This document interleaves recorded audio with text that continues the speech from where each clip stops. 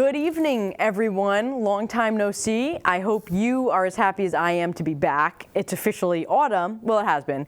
But although I usually spend my summers wishing for autumn, this is the first time in a long time I find myself thinking fondly of my summer. Maybe it's because I stopped trying to get off of my antidepressants. Every summer I'm like, wow, now that my stresses are reduced, I should try to get off Lexapro. What I failed to realize several years in a row now is that, quite simply, I have mental illness. I've also been trying to be more spontaneous. For example, when I wake up in the morning and I feel that I can get out of bed, I do. Anyway, I stayed at a shitty motel in Delaware because I can, and I found this like gargantuan chicken statue, not like real life flesh chicken, outside of a gas station. So enjoy this picture. I also ate the hottest beef jerky I could find. Finally, I have Armageddon beef jerky hot pack. Heat rating 10 out of 10. It doesn't smell good.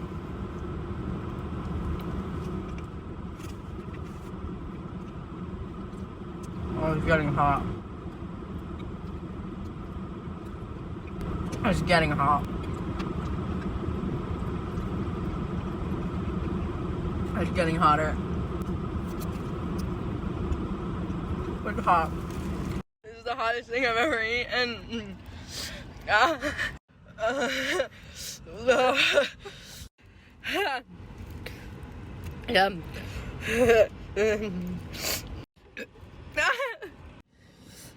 This is the hottest thing I've ever eaten, and I'm not doing great.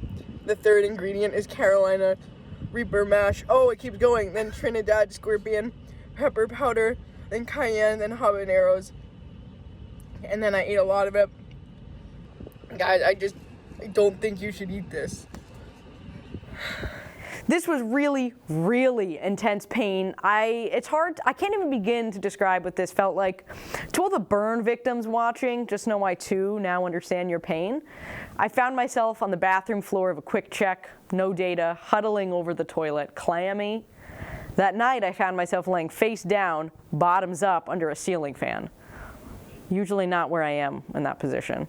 What I'm trying to say here is that life goes on. C'est la vie, right? Is my grandma dead? Yeah. Did my childhood dog die? Yes. Has this been a year of exceptional loss? Also, yes. Did I even write a joke? Well, after a start as strong as my legs, I don't work legs, let's get to the show. Hi there, and welcome back to the first episode of this semester's Biweekly Update, where we bring the news that really matters to you.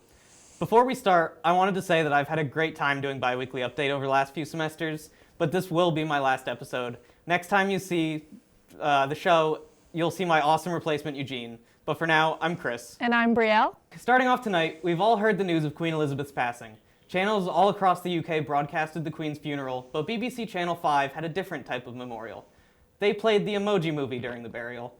Biweekly Update has heard reports that it was played in order to keep Boris Johnson entertained and focused while watching the service. After the recent wave of moderately famous and moderately attractive white guys cheating on their wives, somehow democratically elected official Marjorie Taylor Greene, known best for believing that daylight savings time is a hoax, in a shockingly feminist move, has decided to cheat on her husband. We congratulate her on this bold act of protest. Nice going, Marge. Former Try Guy Ned Fulmer has recently been outcast from the group after cheating on his wife. During a press conference held in Los Angeles, Fulmer revealed that it was just a proof of concept for their next video, the Try Guys Attempt Adultery. This is the 7th episode in their series, The Try Guys Break All 10 Commandments. The trailer for the new Mario Bros. Movie released last week after much anticipation. Unfortunately, there seems to have been some mistakes in the trailer, as they forgot to include Chris Pratt reading the lines in his Mario voice instead of his regular voice, and also the sweet, sweet back meat that we have all come to expect from our favorite Italian plumber. BTS will be disbanding soon in order to serve their mandatory military service for South Korea. After hearing the news, one Reddit user suggested the group will also return with BTSD. Next up, a scandalous relationship, alleged rivalries, shouting matches, recasting, hordes of people obsessed with Harry Styles, and more from the local high school theater department. Don't worry, darling, this definitely didn't happen on the set of a blockbuster film. Arguably the greatest quarterback of all time, Tom Brady, will be divorcing his longtime wife, Gisele Bündchen. He revealed that before his games, she would perform rituals to help him. However, or hopefully, now that they're divorced, the rituals will stop and he'll just fucking retire. Kanye West wore a White Lives Matter shirt at a Fashion Week event recently. This is a staple piece in the Captain Obvious collection, which also includes shirts that say, "The sky is blue," and "Mitch McConnell is secretly a boiled peanut." You know, known truths that we all accept and don't actually have to be stated out loud. I beg you, please listen to this headline from jalopnik.com. California sheriff sends cops to raid Indiana Batmobile builder as a favor for a friend. What does this mean?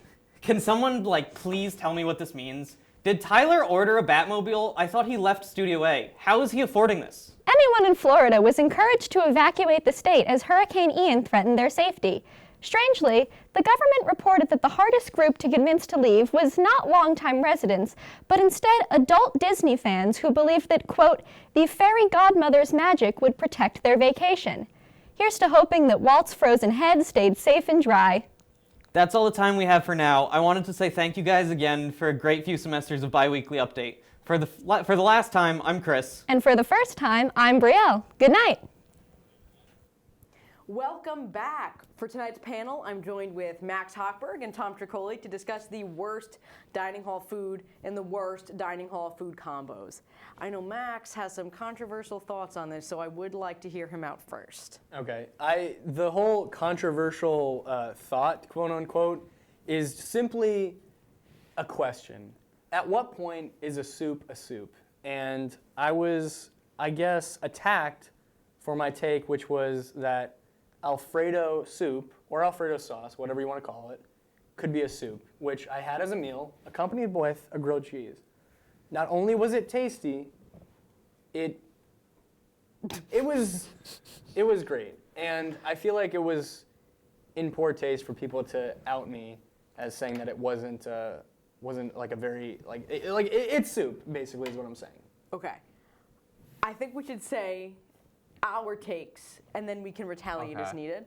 Okay. My take is that anything in the vegan section that has to do with chickpeas. Listen, I began to have an aversion to ground meat and chicken the other day, and I'm like, this is it. I'm eating tofu.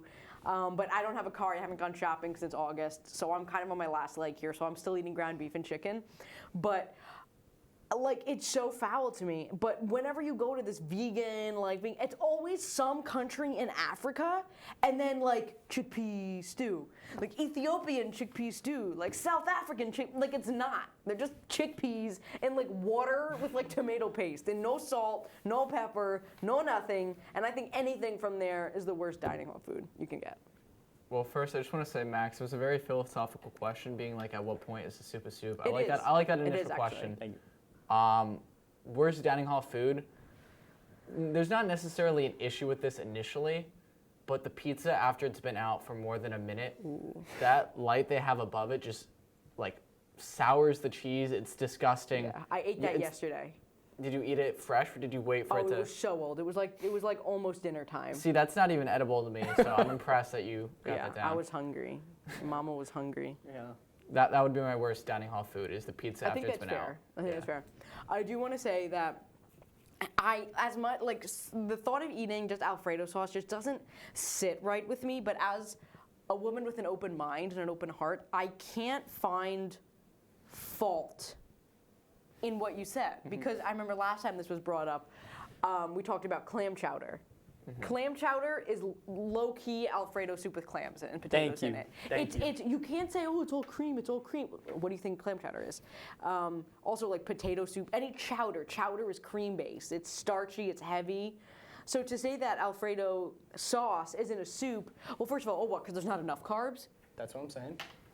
I don't know. I mean, I understand, maybe at the dining hall it gets very gelatinous and super viscous in the same way that pizza sours and fouls under the heat lamps. I guess my issue was are we really defining anything in there as a soup or a food? We're all eating what's in there, but I don't know. I mean, you lost me a little bit, but I'm still on your. I think I'm definitively on your side. what is a soup? if not a collection of substances put into a type of watery base and then eaten. Yeah, so I guess maybe it stops being a soup, and Alfredo sauce or any thickly soup ceases to be a thickly soup once it becomes gelatinous. Like, so that's actually all the time we have for that one. This was absolutely eye-opening. I hope you all feel the same way about thinking about Alfredo soup in a different lens. But we are going to take a break, but we'll be back in a few for our new topic. It is pretty wild, so you're not going to want to miss it. All right, everyone, we are back. Our next topic is very relevant. Every other week, it seems like we find out someone was yet again unfaithful to their family. Adam Levine, Ned Fulmer, Marjorie Taylor Greene. Surprises don't end. So naturally, I'm posing the question, who is the most likable adulterer? All right, so I pose you this. Maybe you're not going to say most likable, but I think it's most admirable adulterer in the commitment to the bit. Okay. Olivia Wilde. Okay, go on. For those of you who don't know, Olivia Wilde directed Don't Worry, Darling, and kind of tied to all the press going on around the movie was the fact that her and Harry Styles, one of the stars in the movie, were hooking up during the filming of it. She was married to Jason Sudeikis for multiple. Were they married? Engaged? I don't know. They were partners for multiple together. years, and they had 2 kids together. So details know about that. this cheating came out recently from the nanny who worked for them, and again, just the that commitment to the sucks. bit. Olivia Wilde sold the dog that the family had. Sold? Got rid of the dog that the family had, so that way she had more time to go see Harry. You know, when most celebrities cheat, there's like the generic apology. I mean, you look at random white guy on Try Guys who was like, "Oh, I'm so sorry. I didn't mean for this to happen." Like, usually celebrities apologize. At least it Not- was consensual. I'm sorry. Not Olivia Wilde. And that's why I think she's the most admirable adulterer, just because she Commitment to the bit. fully committed to it. Not that you respect her actions, but she committed. She's like, I'm gonna cheat. I don't even know this guy. I don't even know Yeah. Jason. Jason, She's what? like, I don't Jason's care that I have Sudeikis? 2 kids. Yeah, you're like, I don't have kids. Like I threw them out. Like it doesn't matter. Like my dog. I think my favorite adulterer is John Mulaney because I like his content aside from like the things that he does. You know, I do struggle, and I know this might actually be a hot take, I do struggle to sympathize with people who pull like the addiction card when they're famous. Oh, you're so rich. Oh, I have so much cocaine. All I can do is cocaine. I have to go to rehab. I cheated on my wife. Got this little girl pregnant like 6 months before I dumped my wife who I love. I'm like, I actually don't feel that bad to you, but your jokes land. Your jokes are really funny. You know, like if we had John Mulaney here, like people would care that our logo doesn't match the Marist Fox, which apparently you can get a cease and desist for from marketing. You know, but we don't, and I don't do cocaine. I don't even know where to source that, and I don't feel bad for him, but I feel bad for his wife because I feel like he loved her. Or I think they were in love at some point, but you know, The Instagram oh, post just she being made. so rich and famous is so hard. Things go awry. I He don't was know. also like a wife guy. Like his wife Yeah. was Yeah, like very Ned. closely in his. And his jokes. Yeah, and like his- he had several hours of like jokes about his wife. Oh yeah. Oh yeah. The Instagram But I post think she Wyatt made sucks. following their split were like heartbreaking. Like she posted like one where she was sitting alone at the dining room table in their house. Shoot, that sucks. I know. It was really sad. And she Damn. was a very Sorry. likable. Yeah, like little woman. like character in the life. Yeah. What was yours? Honestly, you got to go with the OG. Bill Clinton might be the best adulterer to ever do it. OG. I'm talking biblical lengths. This man was the owner of the free world. Not owner, but like leader, I guess. I don't know I why I said guess. owner. I mean, I felt that like he too. owned me when I guess at the age of 6. I wasn't alive during the Clinton administration, but whenever it was found out that he was like slanging throughout the presidency, It like was before we were born. yeah, like do you It was a while understand ago. how much time consuming it is to both have a like mistress and also run a country? That's probably a multitasking. lot. It's impressive. It's got to be him. He also plays the saxophone, which is pretty cool. And he put up a Yeah. Oscar-worthy performance. I did not have sexual relations with that Yeah. woman. But I mean, at the end of the day, and listen, I can say this. You guys can't comment on this. Okay. I forget who the woman is that Bill Clinton laid pipe with, Monica Lewinsky. Yeah, I won. But it was no Marilyn Monroe, is what I'm saying. Ooh, JFK. Yeah. But that's all also the a good time one. we have for our panel. Thank you everyone for tuning in, and please join us next time for more very important conversations that are just crucial to humanity as we know it. Hello. Listen, I'm going to cut right to the chase. We have an outstanding interview, all access, never before seen. I'd like to thank the Lord above, or below, for granting us permission to conduct this interview. Ladies and gentlemen, welcome the late Queen Elizabeth. Introducing the Princess of Plunder, the Duchess of Dust, the Queen of England. Thank you. Thank you. So good to be away from all the fire and forks. A pleasure. Is all I Pleasure need. to. Oh. It's gross. So, Queen Elizabeth, I can't thank you enough for coming to our show. This means the world. It's charming to be here, honestly. I don't get out much when I was dying. Right. So I have, I was wondering if you can tell us a little bit about what you've done to solve the climate crisis. Well, I have to tell you, sitting in my ivory palace, it was quite the issue to solve. I would order a marmalade sandwich and sit with Paddington, and we'd talk and talk and talk. What did you ask me again? The bear, Paddington, What about him? are you friends? No. So what did you do to solve the climate crisis during your time as queen? I told one of my servant boys and that chapless asses I have them wear to just dilly-dally off with that sun. Turn it off, it's too bright. I don't like it. That's honestly more than America has done. Tell So, me about it. so I'm with can a you- lot of fire right now. I honestly am not the most surprised. So can you also tell us a little bit about why you killed Princess Diana? The bitch deserved it. Really? Yep. She was beloved. Nope. Don't know where you're getting that. I mean, speaking for like the rest of the world and that public sentiment, she was an icon in like pop culture. I hired a really good cameraman to chase her, and he snapped a pic. And when I got the call that Princess Di died, I kind of went like, yeah! And that was that. You did? Yeah. Hang on, can I get audio to mute mic 2 for a moment? Got out, didn't it? That's okay, Elizabeth. Yes, I'm sorry. Elizabeth, please, These don't worry rickety about it. bones aren't as flexible as they used to be. Lord knows my husband knows that. I believe it. When did he die? Like 250 years ago? Who? Your husband? I have a husband? I mean, according to those old bones, you know, if walls could talk. Am I right? If I'm talking about it. Absolutely. So the next question is, are you racist? Oxford's dictionary defines racism as a dislike towards a certain people. Yes. Listen, honesty is the best policy. Which people are we referring to? So typically when one uses the term racism, it refers to African Americans or I'm sorry, I have dust in my nose. I have an itch myself.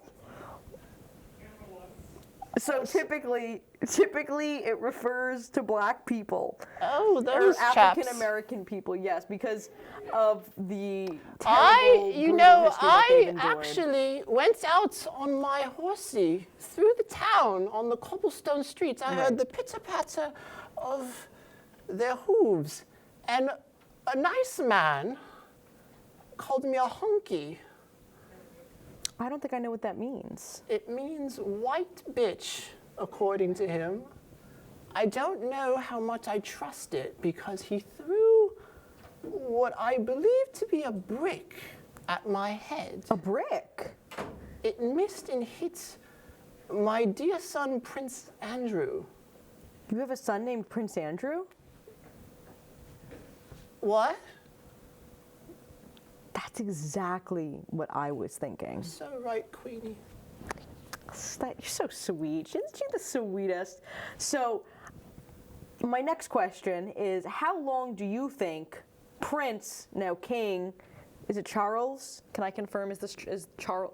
How long do you think Prince, now King Charles, will live? Oh, my dear Cha-Cha. I'd have to say that Prince Cha-Cha Charlie might live a good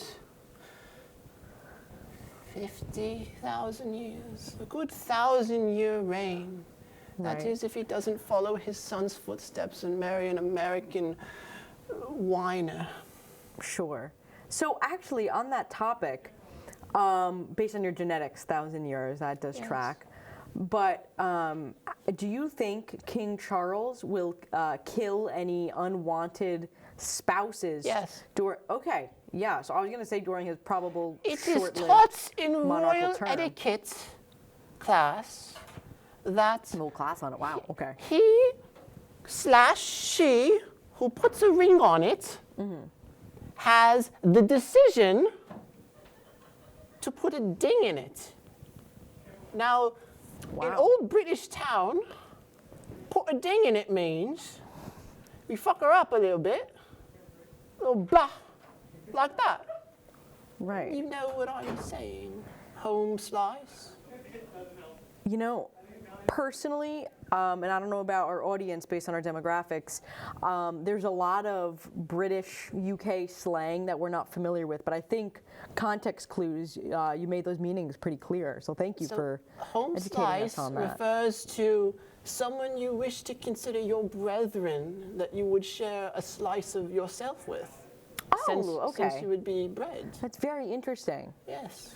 I do think Satan taught me that. that's a Satanist term, No. It's separate things. but he taught you. Yes. You know. Thank you. Let's give a little round of applause for the Queen of England here. Thank you so much, Liz. You know, this trek must have been absolutely perilous. I've read Dante's Divine Comedy. I know it's no easy trip, but you know, You are such a sweet girl. May I knight you? yeah, sure. You are knighted for queen, don't touch, for queen, for country, and for the divine marmalade sandwich. Thank you. She is knighted. Wow. I didn't. Wow.